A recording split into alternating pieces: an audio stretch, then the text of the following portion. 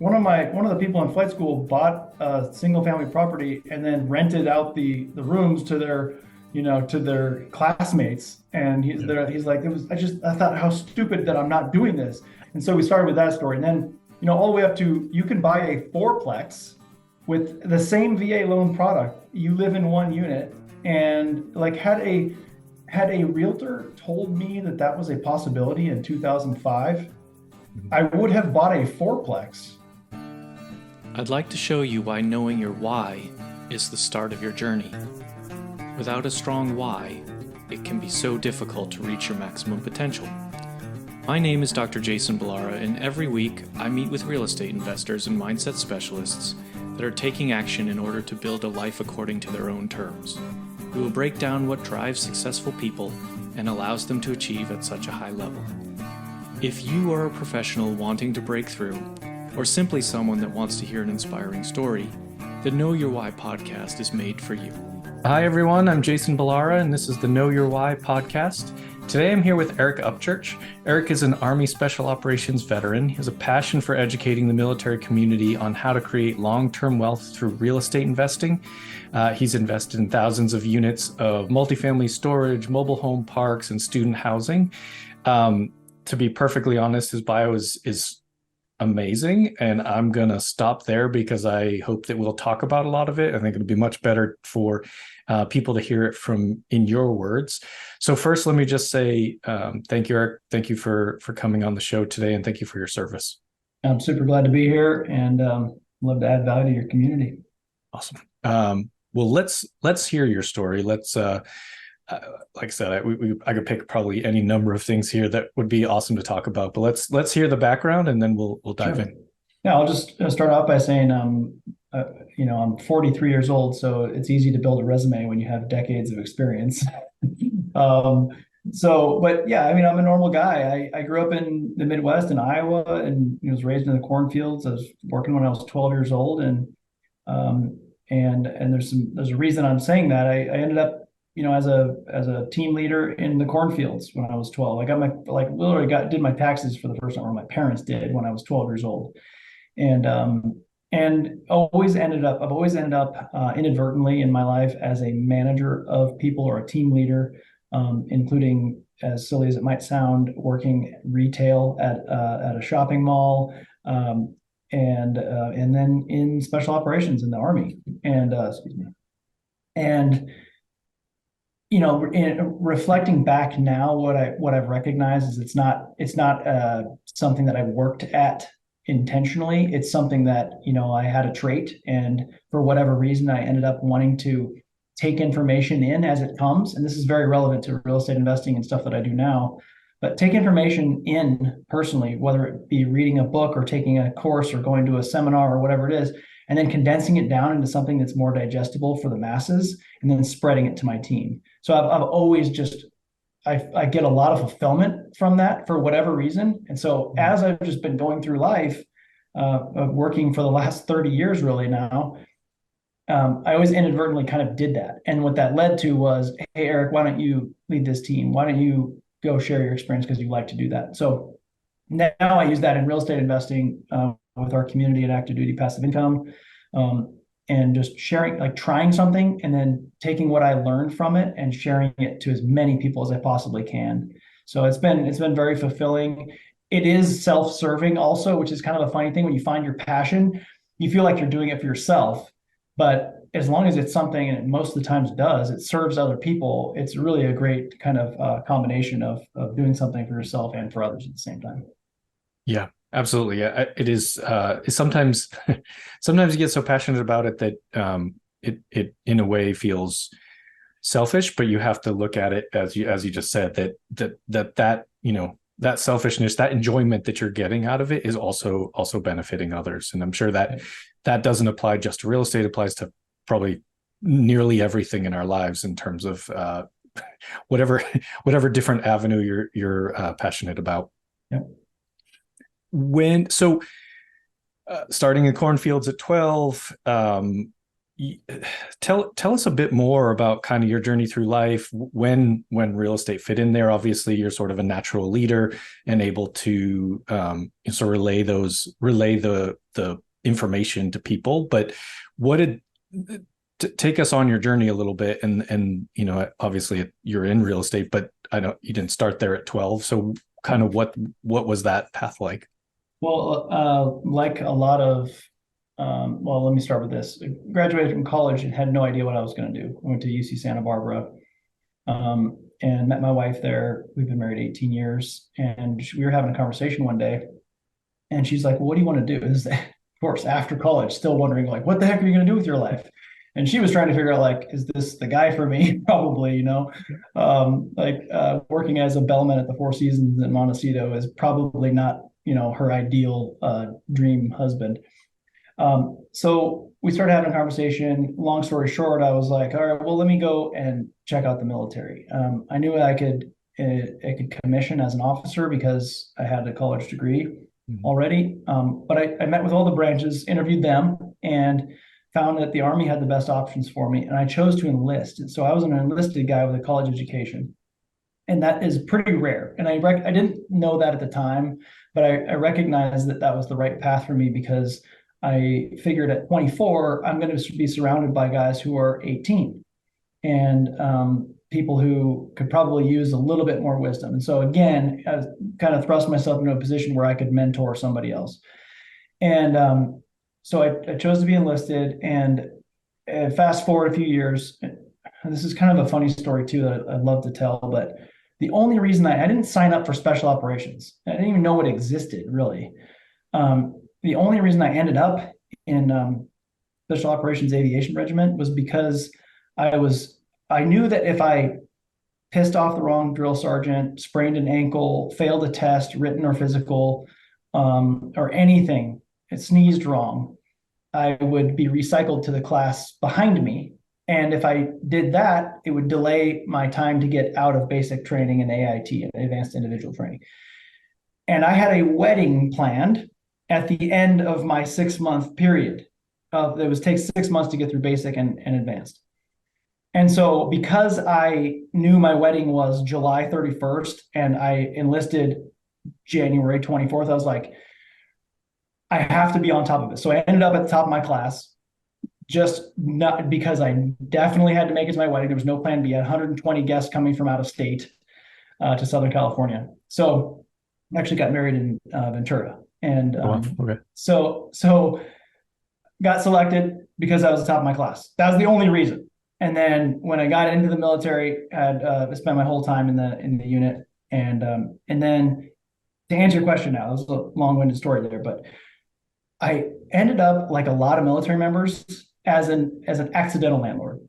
I bought a house, 2006, 100% leverage with a VA loan, which is, you've been around long enough to know that 2006 is not the time you want to be 100% leveraged.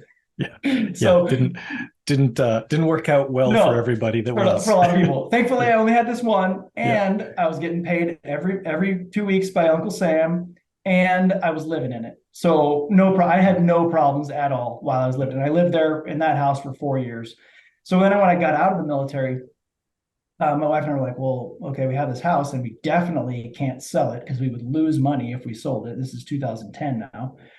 And so I rented it. I was like, talked to a property manager, and we made $80 a month net cash flow. It was like, all right, cool. That's not much, but we didn't plan on, this is what light bulb number one. We didn't plan on it being a rental property. And so now what my company does, we have 72,000 members. And what we do, we're the best at, is making sure that military members, past and present, are thinking about that. If they have to move in 2 years, buy it with that in mind. So you have to have the right lenders in place. You have to have the right realtors in place. You have to have the right support and education in place. And so we provide all that stuff now because we wanted that, because we recognized that was a massive hole in our stories. So did that house. And then when I got back to the San Francisco Bay Area, where my wife is from, we really were just looking around going, Red Rich Dad, Poor Dad. And I'm like, man, this guy did it intentionally. I wonder if there's other people that do this. Sure enough, everything just unfolds from there. And you're like, wow, this is really a thing. Like it's a massive thing that everybody seems to be doing. And just started figuring out what we could do, which to start was live in flipping. We bought a house, zeroed down in the Bay Area, and waited 2 years. That was it. Made money just because we waited. And then ended up doing that 3 times, made money on all three. And that was kind of my startup capital to get into, multifamily syndications and some other things. Feel like we should have your wife on this podcast with the number of things that she has sort of steered you, the wedding deadline and all of that. That's she's obviously been a big influence. Mine the same. So I totally get it. I get the accidental landlord. I've been lucky enough to have other service members on the podcast as well. I feel like that's a fairly common theme, and I think, like, obviously if I'm having people on the podcast most of the times because they then went further with it beyond just the accidental landlord, but I think it's like a point worth really mentioning, and I know you're sort of targeting other service members as far as letting them use that to their advantage, but this is like a very, I don't want to say easy, but like this is a very good way for people to get started in real estate, whether like just using house hacking or live and flip or whatever, something that doubles as your primary, exactly, something that doubles as your primary residence and also an investment, right? Because most people, buy their first time they buy their primary residence, it's like, oh, I don't want to share it with anybody. I don't, kind of all those things that keep people from making it an investment property. And it's like, if you can just take a few years at the beginning of whatever career, whatever path you're taking, and sacrifice a little bit, the rest of your story is like that perfect example of how that can kind of expand for you from there. Yeah, I think for those of you listening, I just held up a copy of our book, which people can get for free on our website. So they don't even have to buy it on Amazon or anything, but it's called Military House Hacking. We wrote the book, which lays out all of this in detail, how you can buy a single family and we give examples. It's basically telling a story of my partner, our CEO, who was at flight school. He's a Marine Corps CH-53 helicopter pilot. And when he was at flight school, he's like, one of the people in flight school bought a single family property and then rented out the rooms to their classmates. And he's like, I thought how stupid that I'm not doing this. And so we started with that story. And then, all the way up to, you can buy a fourplex with the same VA loan product. You live in one unit, and like had a realtor told me that was a possibility in 2005, I would have bought a fourplex as my first investment property, and I would have lived for free, collecting BAH and my income and having other people live in units, 1, 2, and 3.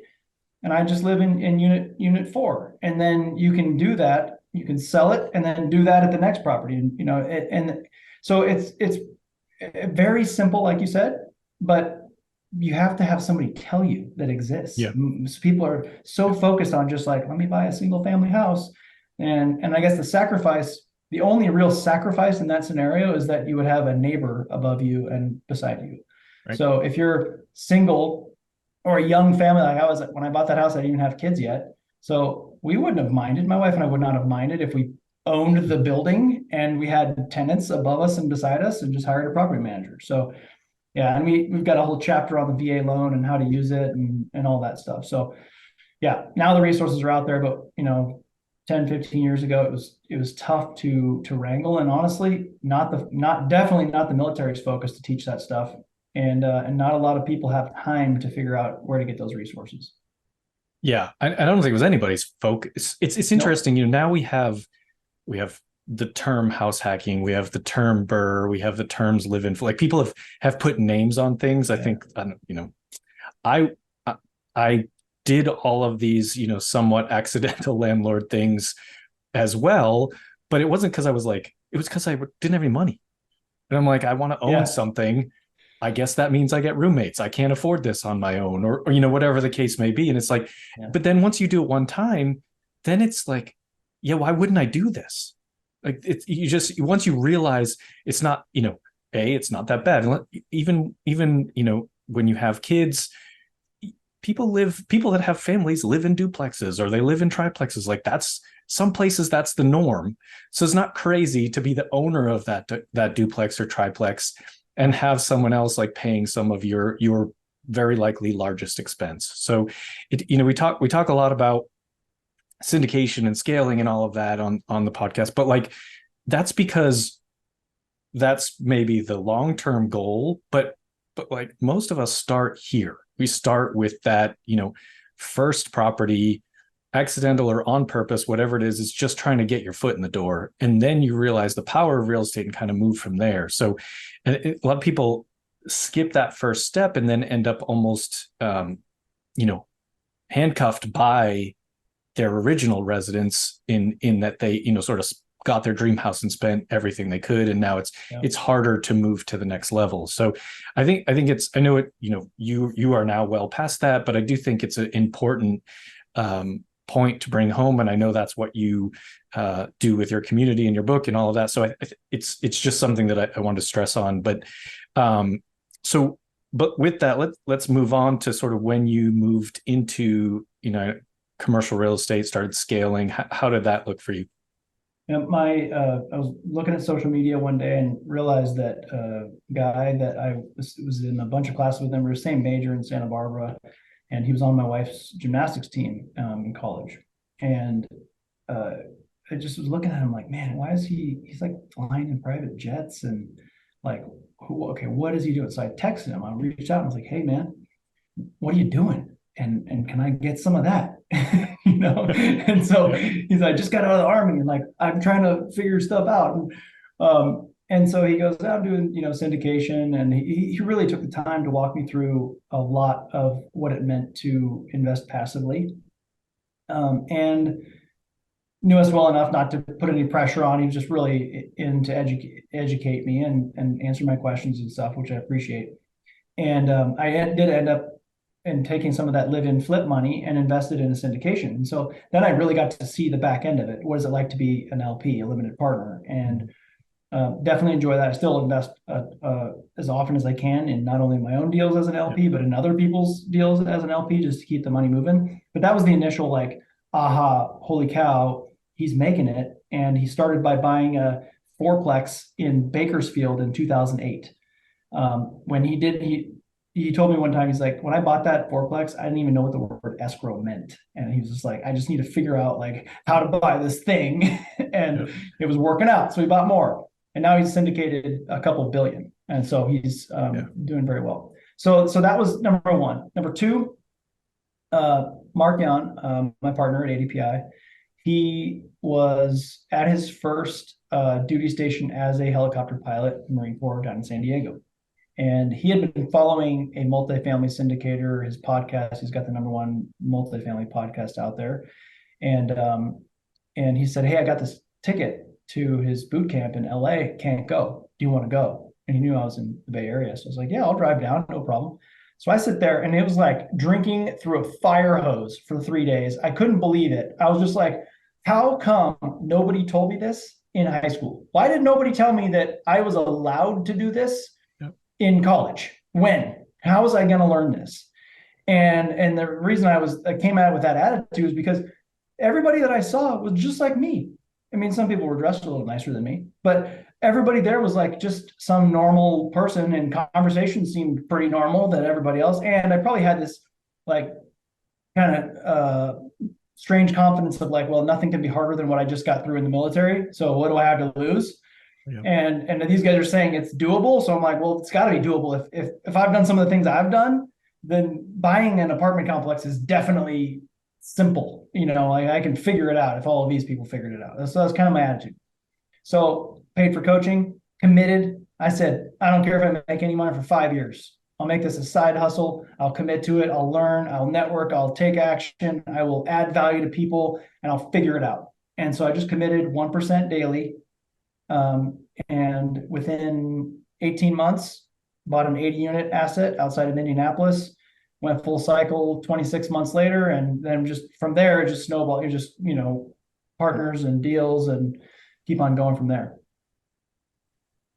Yeah, it is, when you first get into it, it feels like it's a lot to learn.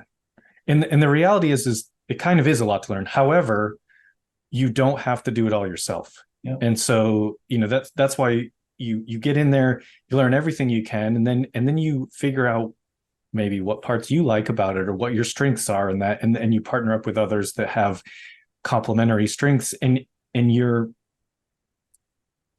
but you take action. And that's what you did. You really just decided, look, I'm doing this, and sort of looked at it. And I think you said something that I think probably there's probably a lot of people out there that would hear this and be like, I'm out. But you're 5 years, I don't care if I make any money, I'm going out. Like, some people won't take action, take risk for 5 months, let alone 5 years without without it, sort of instant gratification. And that's the reality of real estate. Is it's great. You had a deal go full cycle in about 2 years.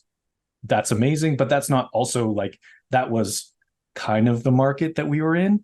Yep. It's no longer the market that we're in. It's not likely that you're going to get those returns in that short period of time, but that's okay. You're just, the concepts are the same. The returns are going to be the same. It might just take a little bit longer. And really, it's more just back to kind of what the norm was, in the past in terms of timeframes. But it's just, I really think that kind of, it's about mindset. You said, it's like, look what I just did in the military. Can't be harder than that. And it's like, it's true. It's not, it's probably nowhere near as hard as that. Like, it's just finding, it's a business, it's running a business. It's not necessarily physically hard. It's just, you've just got to be there and take action. We got to be honest. We make money in commercial multifamily, or let's just say real estate investing in general, aside from physically flipping a house. We make money by making phone calls and sending emails. There's no sweat involved. Yeah. I mean, that is what we do. There might be some hard phone calls, some personalities you have to work through, and some things you have to figure out, and some research you have to do. But there's nothing hard about it. What's hard is, we can talk about this later, but what's hard is homelessness. And, what's hard is going through some of the physical things that people have to go through. And so we take all that for granted. And I look at it, and, that's just my perspective. I look at it, I'm like, well, if I can make somebody double-digit returns every year, I'm really excited about that. And if it doesn't work out in 3 years, we hold it for 5, and we'll be fine. This is U.S. real estate. If it doesn't work out in 5, we'll hold it for 7. And so right now you have people going, oh yeah, the market's so hard right now. And look, I'm still buying apartments right now. Mm-hmm. And we're just making sure that we shift, we pivot. The people who are multimillionaires now because of real estate bought in 2008 when everyone else was freaking out. Yep. I just gave you an example, actually, of one of my friends who started me in this.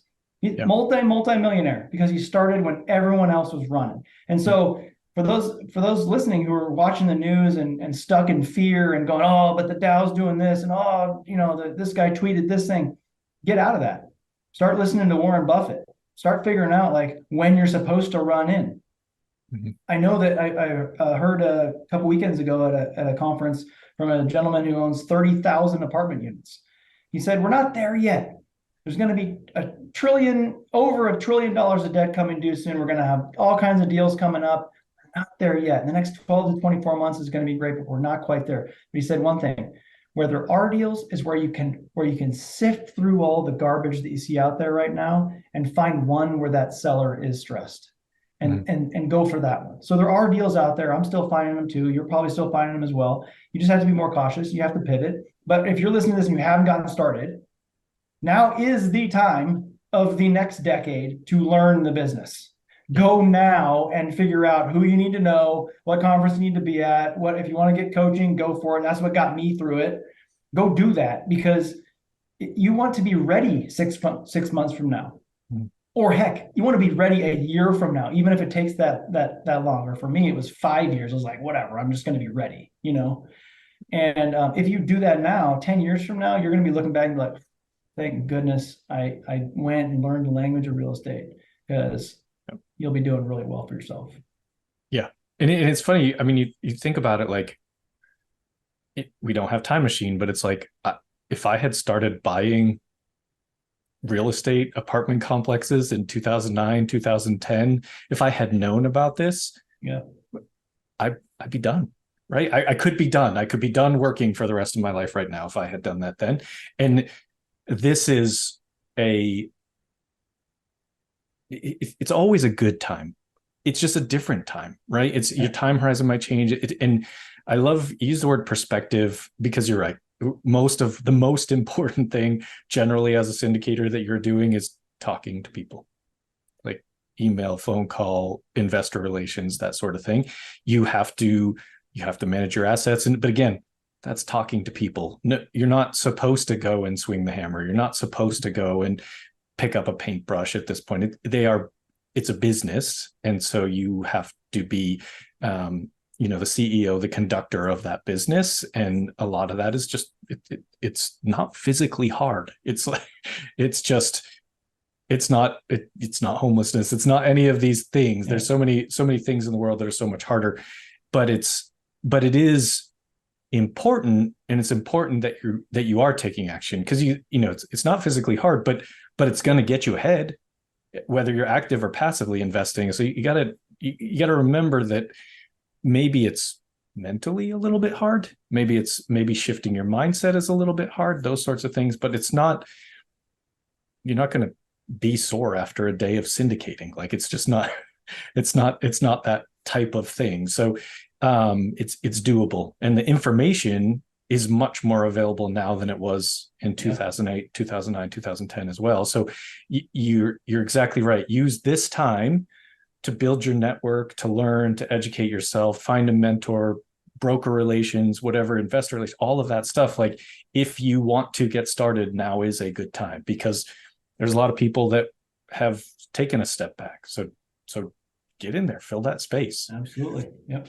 And there is enough for everyone. And when you start getting into it, you go, oh my gosh, you kind of think, wow, everybody's doing this. Holy cow, it's saturated. It's just not true. You can look at it that way if you want, but it's also multifamily in particular is a very, like, let's do business together type of business, versus single family residential is more cutthroat. So it does have much more of a, hey, let's work together, abundance, there's enough for everybody type of industry. Yeah, absolutely. So what is your, we've mentioned this and I've talked about it on the podcast before, but like within syndication, there's a sort of a number of roles. Is there something that's kind of your superpower, or do you do it all? Where do you fit in? Yeah, I would love to say I am like the absolute best capital raiser you've ever seen. It's just not the case. I can definitely do that, but I would also love to say that I'm amazing at sourcing and finding deals, because I know there's value in that as well. My role is typically, and I just got comfortable kind of, and this is one that's technically not on the group of positions, but I'll explain. I am comfortable in my own skin as a connector in the industry. I listen to people intentionally, and I find solutions to their problems. And another one of those things where I'm not like sitting here, Jason and I are talking, and I'm like, yeah, I'm going to listen to you right now and figure out what you're doing. But I'll remember something that you said, and then later on in another conversation, some other day, I'll be like, I got a guy you need to talk to. So I love to do that, and sometimes that transpires to building teams. In fact, I know a gentleman who had a piece of land and a 72-bed student housing deal that he was looking at, and I said, "Hey, I know just the guy. Let's do this together. I know just the guy who has that experience." And he goes, "Okay, well, I know the guys. I built the first two buildings, and I know the owners, and so we put that together. We just got done we built 72-bed apartment complex in 141 days in Wilmington, North Carolina. And I love this because we just went through this as a team. There's 3 of us on this deal. And so now it's 144 beds, 91% occupied, leased out through the school year. It's a quarter-mile stone's throw from UNC Wilmington, Class B, amazing asset. And so just through connecting one guy who had an opportunity to a guy who has done one part of it, which was the student housing part, I was then able to be in the deal with them. And then from there, obviously there's all the other functions of capital raising and investor relations. And, I'm a KP also on my deals. I sign on the debt. I also invest as an LP in my deals as a GP. I know there's a KP, GP, LP, a lot of P's being thrown out there, but Yeah. but it makes my investors also feel comfortable if I'm not only signed on the debt, but I'm invested alongside them as well. So that's pretty much my specialty, is just connecting people with deals and opportunities, and then also raising capital and then signing on the debt. Those are kind of what I focus on. Yeah. I think the connector, or that sort of person who puts deals together or puts people together, is, you're right, it's not one of the like 4 things that's listed, right? It's like not acquisitions, it's not underwriting, it's not capital raising, it's not asset management. Like those are the ones that like fall on, read in the book, but it should be, it absolutely should be, because I think it's the person, and sometimes maybe the person who does all of those things, does the bringing of everything together, also does one of those other roles. Oh yeah, but I mean, I'm actively in asset management as well. I mean, once you're in the deal, you're kind of like, okay, well, we're going to make this happen together, Right. So I think, being able to put the teams together and kind of make sure it runs smoothly, like everybody fits together, is another really important piece of that puzzle.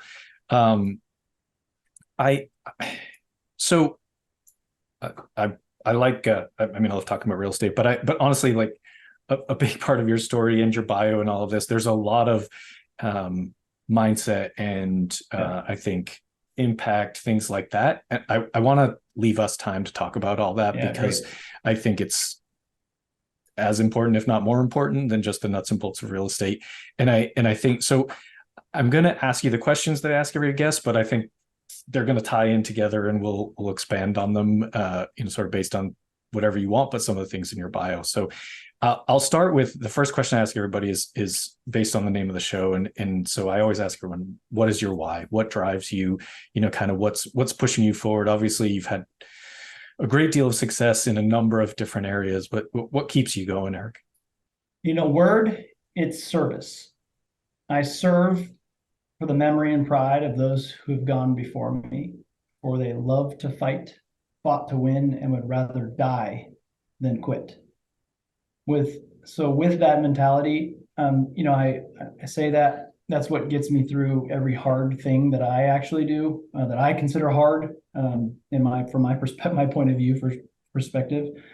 I can give you some examples of that also, just so I'm clear to your audience, but I do these things. We're ending veteran homelessness this decade, period. It's on my vision board. We're already making a huge dent. And I do these things for my brothers that I buried, that are no longer here, to feel whatever you want to call pain. A hard day making phone calls and sending emails is not, to me, it's not worth giving up. And so when I say, like, oh, I committed to 5 years, that was an easy give. That was easy for me to say. I'm committed to 5 years because, fill in the blank, because my brothers who are no longer here, that I watched perish and put them in the ground, would love to be able to commit to 5 years of working hard at something. And then now I've set up Challenge for Charity is what I call it. And I set up a couple times a year a ridiculously hard hike of some kind. Last year, we did 170 miles around Lake Tahoe. We raised $190,000 for a Veterans Community Project, which is a platinum-rated 501c3. We build tiny homes, tiny home communities for homeless veterans. And so 170 miles over 9 days, 20 miles a day with 40 pounds on your back was one of the most difficult things I've done long term, day in, day out on the trail at 6 a.m., 26,000 feet of elevation gain over 9 days, and then 26,000 feet of descent. And then this spring, we did rim to rim to rim in the Grand Canyon, a 34-mile down to the bottom of the Grand Canyon, up the North Rim, back down to the bottom, and then out. That took us about 15 hours. And then last week, we did circumnavigated Mount Hood, which was, reminded me of like part of Hell Week, as a special operations qualification course, which was just delirium sets in. So we did 45 miles in one day, 24 hours. We were on our feet, walking, no sleeping. No, I mean, there were breaks when you needed them to sit down to fill up your water, because you couldn't carry all your water and you had to fill up at streams and stuff, and just carry your food. But we just finished that on Thursday, and it was at hour 18, you are absolutely spent. I mean, to the point where you're not sure if you're saying the things that you're saying. Yeah.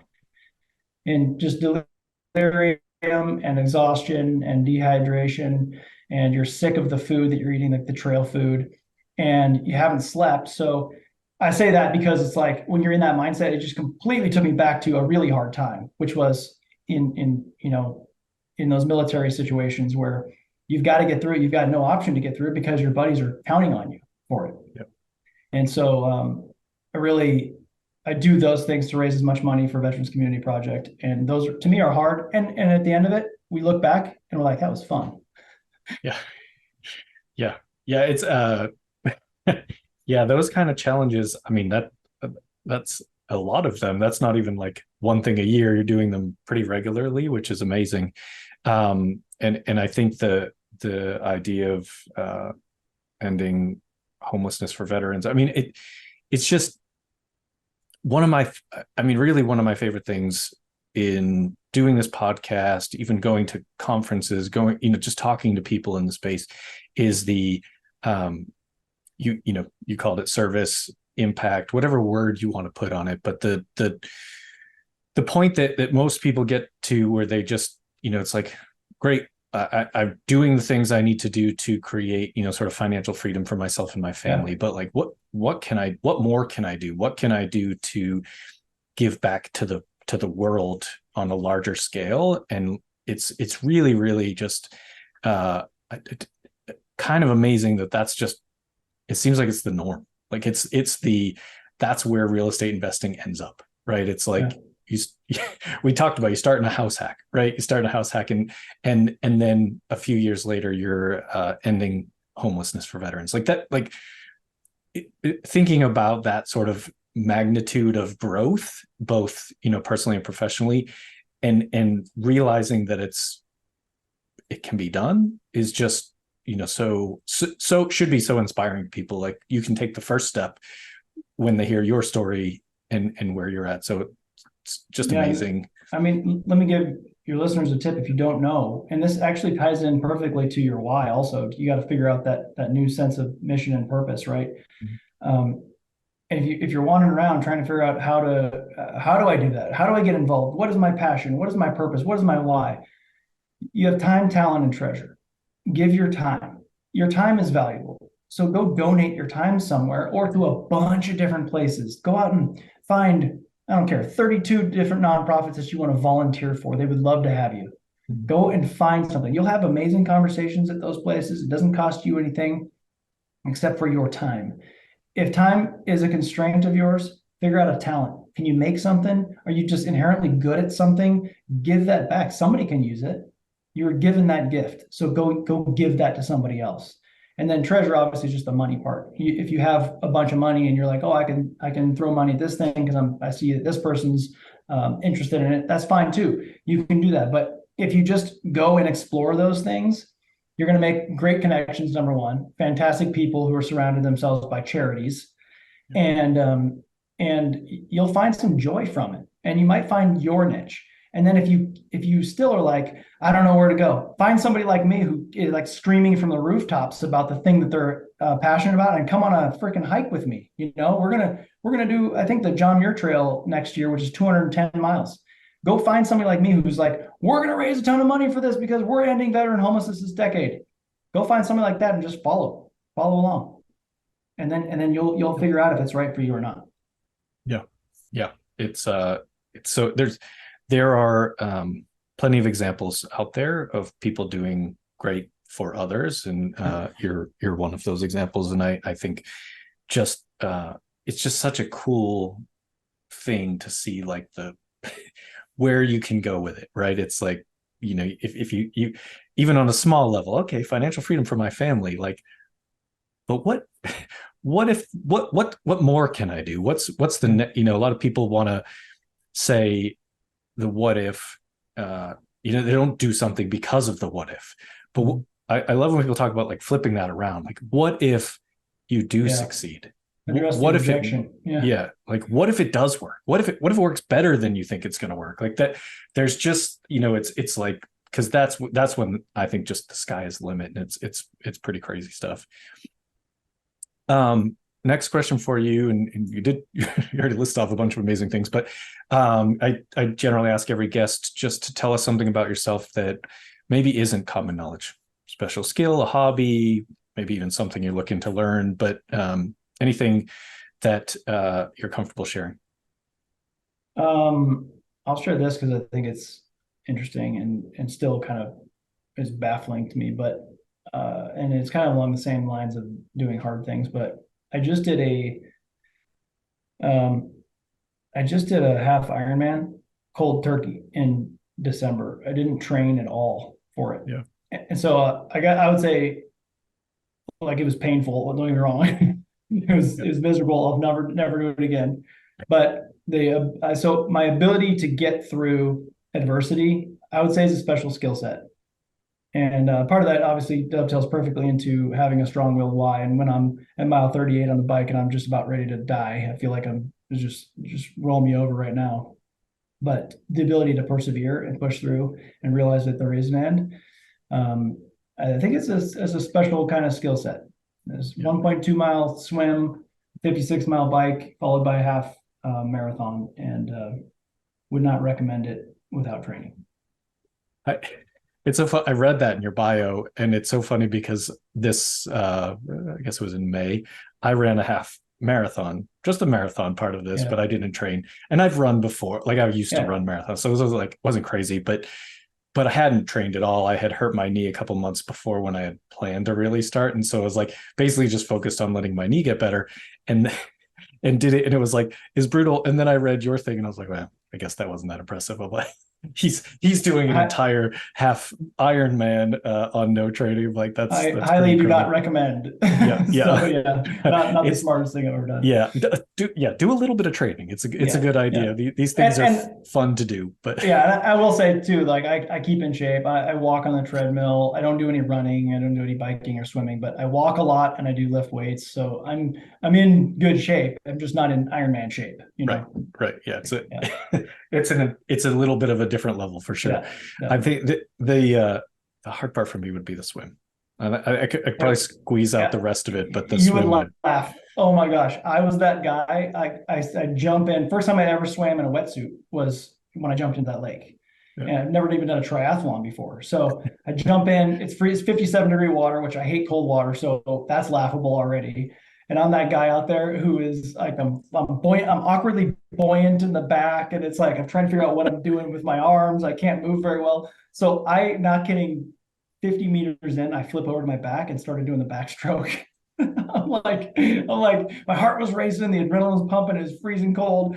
And so I think just to survive, I'm like, all right, I'm going to do the breaststroke. I'm going to do, freestyle. I'm going to do the backstroke, side stroke. I did all the strokes for an hour just to get through that sucker. Yeah. Just whatever keeps you moving forward in some way without drowning is I did a sprint triathlon, a couple of those, and like that's a lot shorter. Obviously, the swim part still was like not. I'm just not. It's been a long time since I trained swimming, so it's a funny.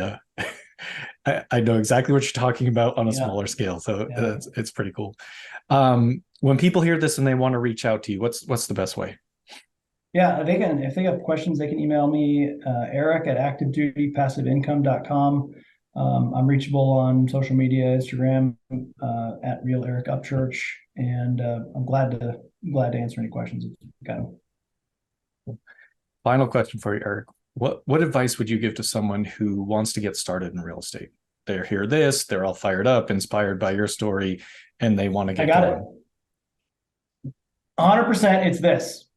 I'm going to pause so you can get a piece of paper. Okay, got it? Okay, good. The success formula is this. Learn all you can, which is easy now. You already covered that.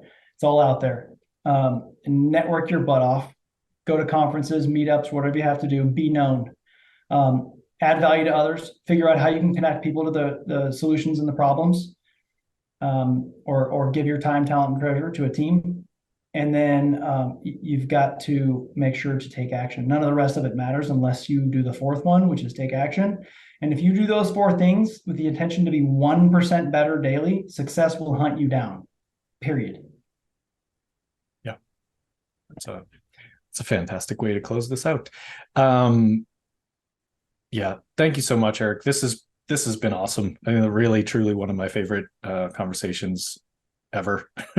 Ton of value to listeners. People really need to listen to this, and it's the way to, aside from what you said at the end, like just talking about sort of all these ways to get started, it's or the easier ways to get started, right? You don't have to necessarily start at hundreds of units. Like just do something, take some action, and just use what you've talked about. Use your story, find your own why, find your inspiration. People are going to get a ton of value out of this. So thank you so much for coming on the show today. Yeah, glad to be here. Thank you, folks listening. I know you're going to love this one. Please like, rate, and review the show so we can get more great guests like Eric. And thank you all for listening. I'd like to show you why knowing your why is the start of your journey. Without a strong why, it can be so difficult to reach your maximum potential. My name is Dr. Jason Ballara, and every week I meet with real estate investors and mindset specialists that are taking action in order to build a life according to their own terms. We will break down what drives successful people and allows them to achieve at such a high level. If you are a professional wanting to break through, or simply someone that wants to hear an inspiring story, the Know Your Why podcast is made for you.